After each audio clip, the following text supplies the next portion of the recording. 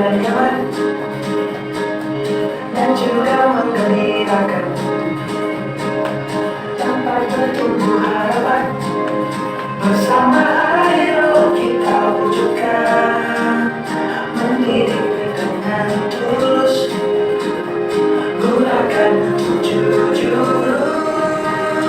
Kenali potensi, kelola emosi, hubungkan resiliensi, jaga konsistensi dan jalin koneksi, membangun kolaborasi dan menata situasi. 7 jurus mereka hebat, bersama murid melangkah depan. 7 jurus mereka hebat, 7 jurus akan aku ingat.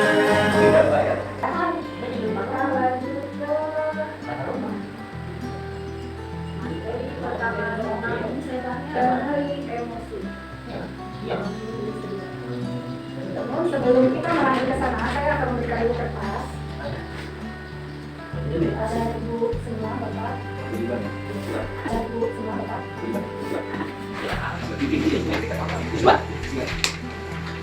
Ya, sekarang seperti ini. Ceritanya adalah seperti itu.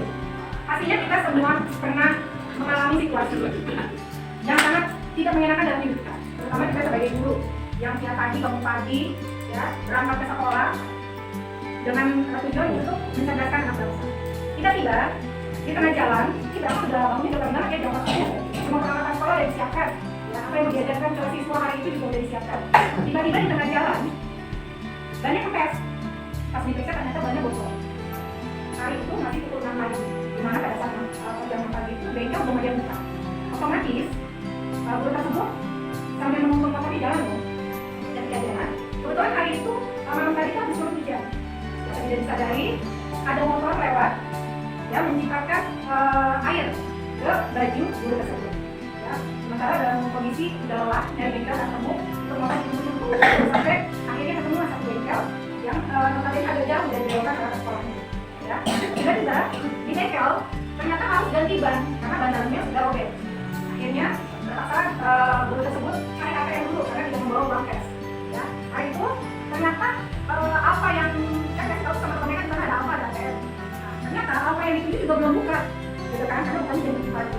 Udahlah, terpaksa dia menunggu sambil bisa melakukan pembayaran dan yang dia beli di jam 7. Otomatis dia udah melihat waktu udah pukul 7 nih.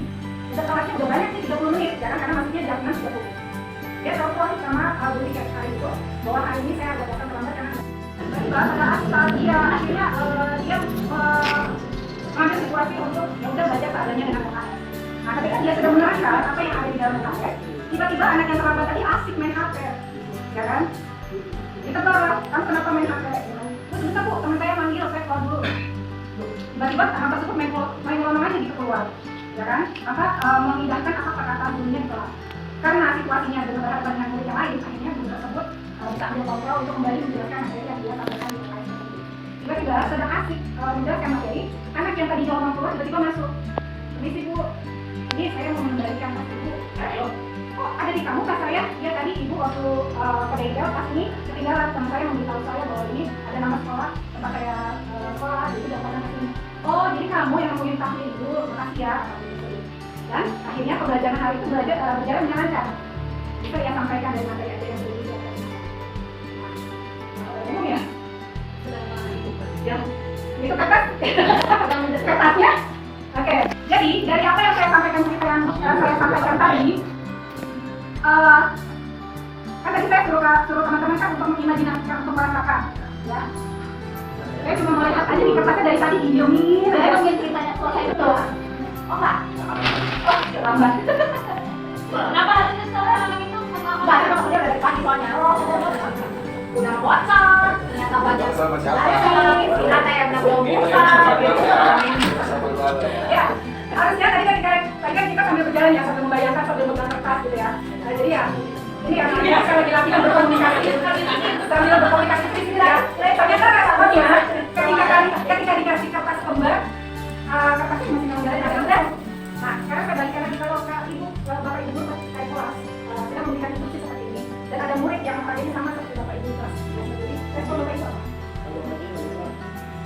Jendelanya. Respon Bapak Ibu bagaimana? Semua. Terus tiba-tiba ada yang mau kasih pen kafe, ada muridnya cuma dari kertasnya doang di meja gitu kan.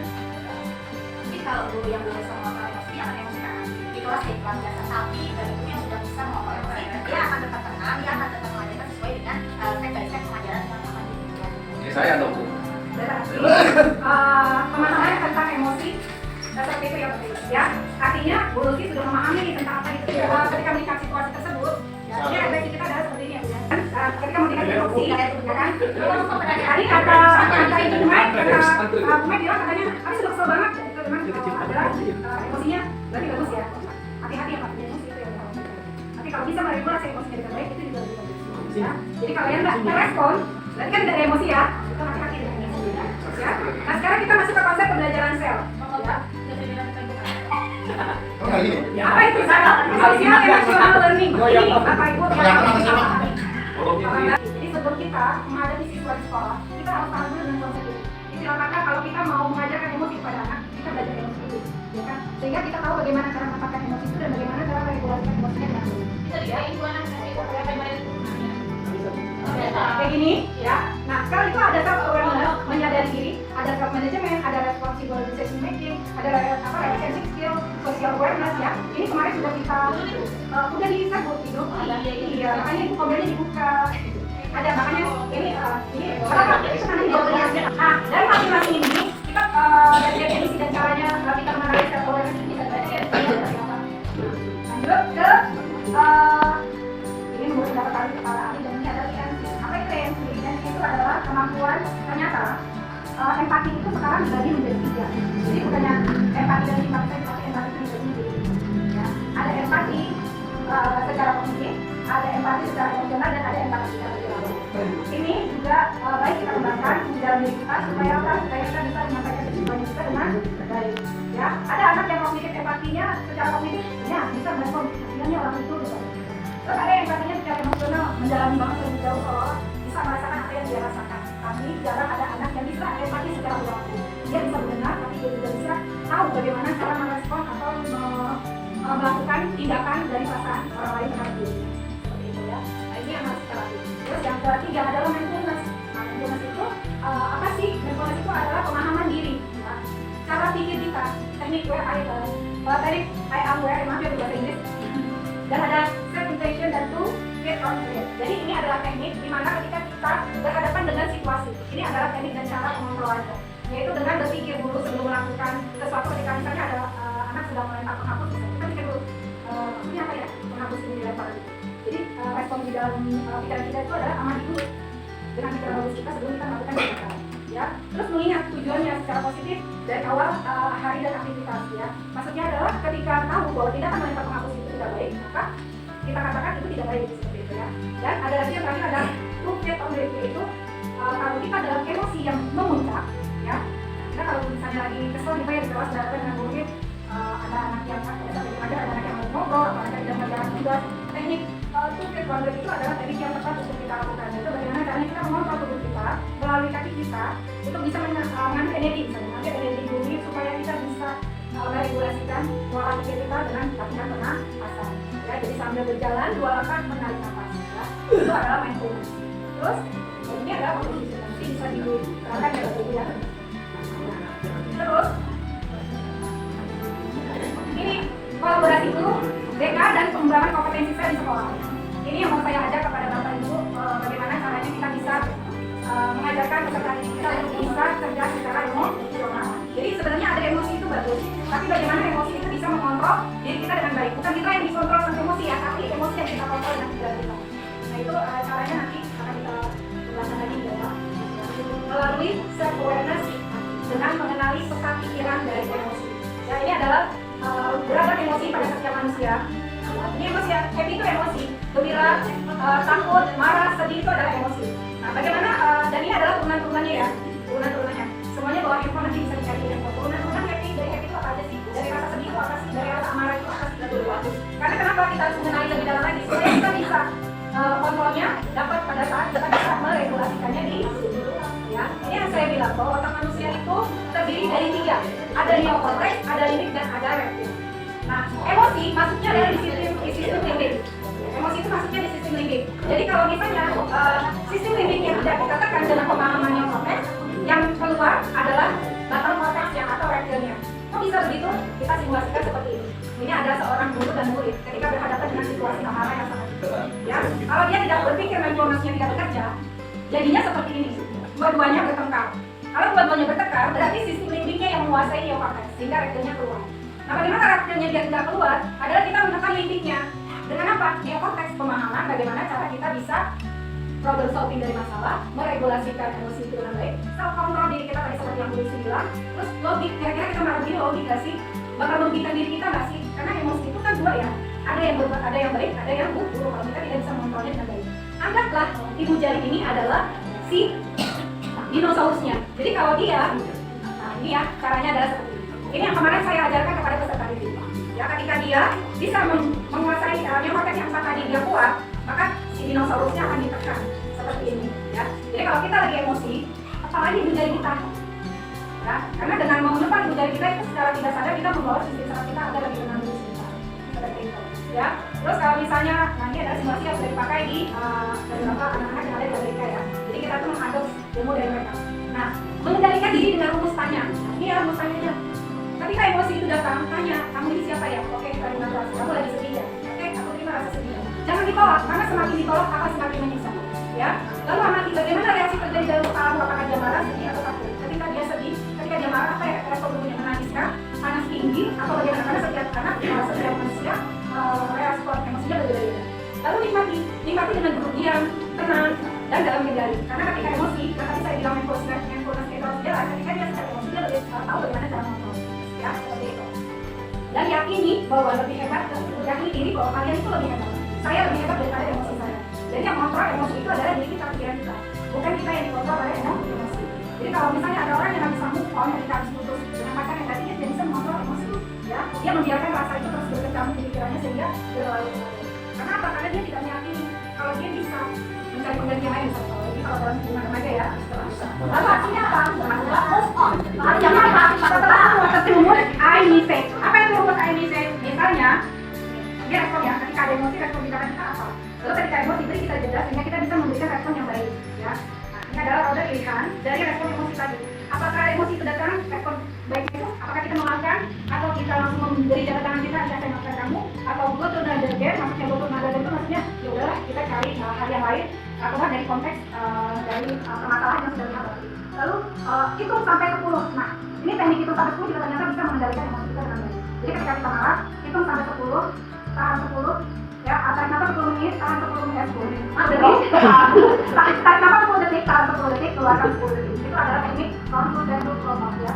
Terus berkata tidak ketika dalam situasi emosi, misalnya kamu lagi digodain atau kamu lagi dibully, oh ya saya tidak suka dengan cara kamu. Itu adalah tanda count dan to stop untuk mereka berhenti tidak mengkonfrontasi emosi kita menjadi lebih kuat ya. Terus dengan teknik berjalan kaki yang saya bilang, 2 langkah tarik nafas, terus family meeting, bercerita dengan keluarga, terus yang ketiga adalah dengan air misteri. Ya, air misteri itu adalah seperti ini. Saya merasa, emosinya kenali dulu nih, tadi emosinya tentang apa? Contoh, saya merasakan saat kamu menyerobot mainan saya. Saya berharap kamu bisa anti dengan tapi sesuai dengan aturan atau dewan. Itu adalah air misteri. Ketika kita sedang berada di situasi emosi tadi ya. Nah, ini urut yang responsibility, responsibility dan responsibility. Ya, sekarang karena nuansa sel ini kita terapkan di sekolah, kemarin saya sudah ajarkan ke anak-anak kelas 4 bagaimana caranya mereka merespon emosi. Jadi ada beberapa yang merespon emosi dengan diri, ada yang beberapa membuat orang kendali emosi atau kendali diri, dan ada beberapa juga yang membuat jadwal seperti tadi data dan seperti ini. Tujuannya apa? Ya, tujuannya adalah supaya bisa mengontrol. Buat aksi. Artinya apa sih? Artinya adalah meregulasikan apa yang tadi saya paparkan kepada teman-teman sama waktu. Ada beberapa anak tadi saya suruh buat seperti ini, yang memberikan waktu, peristiwa dan respon emosinya. Apa teman-teman menanya apa? Jadi kita mengenai emosi, ya kan? Jadi sekarang sudah punya emosi yang suka meledak. Jadi pada cara memanagenya supaya tidak tiba-tiba spontan gitu ya. Mungkin itu pertanyaan dari saya. Kan tadi udah bilang jalan 2 langkah ya. Itu tadi yang disampaikan sama Bunga ya, Pak Nura. Berarti mindfulness-nya harus dimainkan. Karena tadi seperti yang saya bilang, kalau kita dikontrol sama emosi kita nggak akan bisa berkembang dengan baik. Ini kembali lagi kepada pembelajaran kita waktu di PGRI tentang mindset, low mindset, ya, fixed mindset dan low mindset. Ya, jadi kalau kita mau bertumbuh, kita kenali dulu emosi kita. Seberapa penting sih emosi itu menguasai diri kita? Ya, apalagi kita sebagai umat yang berketuhanan pada Tuhan Yang Maha Esa, ya kan? Pastinya kita juga bertanya, apa yang baiknya saya lakukan? Apa sih pemicu emosi saya? Kenali dulu, ya kan? Kalau misalnya gara-garanya ini nih, oke. Kalau sudah dikenali, tahu titik temunya, sumbernya dari mana, ya? Apa yang harus berikutnya ada yang lagi, ya? Setelah kan kita bertanya dulu, lalu kita pikirkan, kita tarik nafas dulu, ya? Supaya apa? Supaya sistem diri kita tidak berkembang lebih besar. Lalu baru kita pilih tindakan yang harus kita ambil tadi dengan self regulation tadi, ya.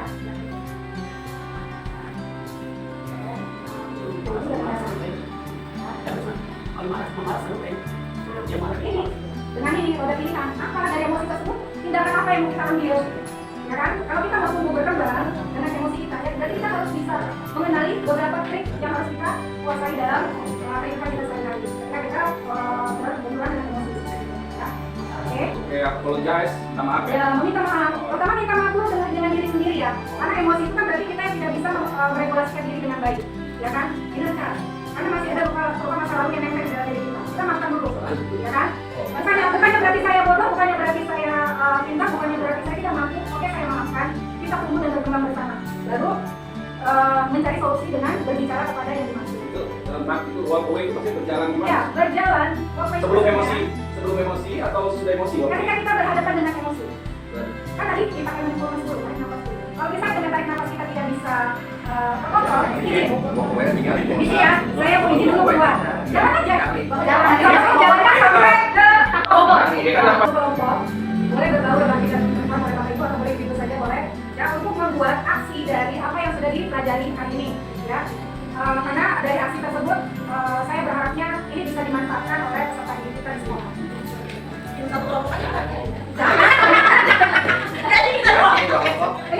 Memilih teknik, mau memilih tekniknya, mau memilih jenis emosinya, berarti kan ada emosi. Memahami apa sih bagian-bagian dari emosi tadi atau yang saya sebutkan di atas. Yuk, waktunya 10 menit saja. Ini kan aksinya nih, atau mempraktekkan dengan kepala kita. Ini roda yang mengakibatkan emosi. Roda emosi ini mau Bapak Ibu pilih, tadi kan saya udah ngejelasin itu dari regulation sampai di mindfulness sampai di cara pengendalian. Jadi pilih aja yang mana. Nah, ini kan contoh nih, contoh dari beberapa pekerjaan anak murid yang yang sudah diberikan pemahaman tentang apa itu emosi, bagaimana cara mengenali emosi. Nah, Bapak Ibu juga sama seperti itu. Apa yang sudah Bapak Ibu tangkap dari pembelajaran keterangan yang sudah saya berikan tadi dari A dan B tadi, ya. Kalau misalnya menggambar roda emosi, silakan cari di Google searching ya. Bagian-bagian roda emosi itu apa aja sih? Selain dari happiness, selain dari ini kan kenal emosi ya. Kalau ini cara mengenali emosi. Pakai skill Ini sih, kalau yang tadi cara mengenali emosi.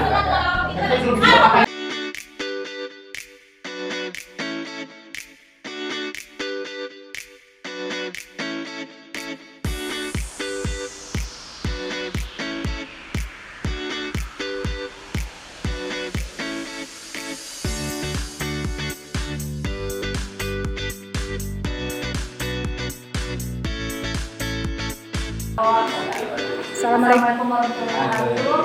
Kelompok ini akan mempresentasikan tentang roda emosi. Unsur-unsurnya yaitu ada gembira, jijik, sedih, marah, takut, dan tertegun. Tertegun itu bisa dibagi menjadi 3 komponen, yaitu ada merah, resiko, dan terpesona. Gembira itu ada 1, 2, 3, 4, 5, 6, 7, 8 komponen. Bisa dilihat komponennya. Kemudian jijik ada 5 komponen. Sedih ada 1, 2, 3, 4, 5, 6, 7, 8, 9 komponen. Kemudian marah ada 6 komponen. Takut itu ada 1, 2, 3, 4, 5, 6, 7 komponen. Sudah ya. Terima kasih. Yeay. Emosi dengan cara family meeting. Ada beberapa hal yang kita lakukan dalam mengendalikan emosi melalui family meeting. Yang pertama dengan cara komunikasi terbuka. setiap anggota menyampaikan perasaan secara jujur. Ya, untuk komunikasi secara terbuka. Yang kedua, mendengarkan tanpa memotong dan menghakimi. Tapi dan mendengarkan aktif, ya kan? Itu mendengarkan tanpa memotong dan menghakimi. Yang ketiga itu kendali emosi melalui pengendalian diri. Ya, gambar orang berdiri, dia itu Harus kuat menunda reaksi emosional ya dengan cara macam-macam dia, misalnya tarik nafas, santai dulu sambil ngopi ya kan, nah, pokoknya kendalinya saya ada di benda api. Udah itu kendali emosi pemecahan masalah bersama, ya kan, dengan kesepakatan, gambarnya dengan tangan di Jabat. berjabat tangan, ya kan.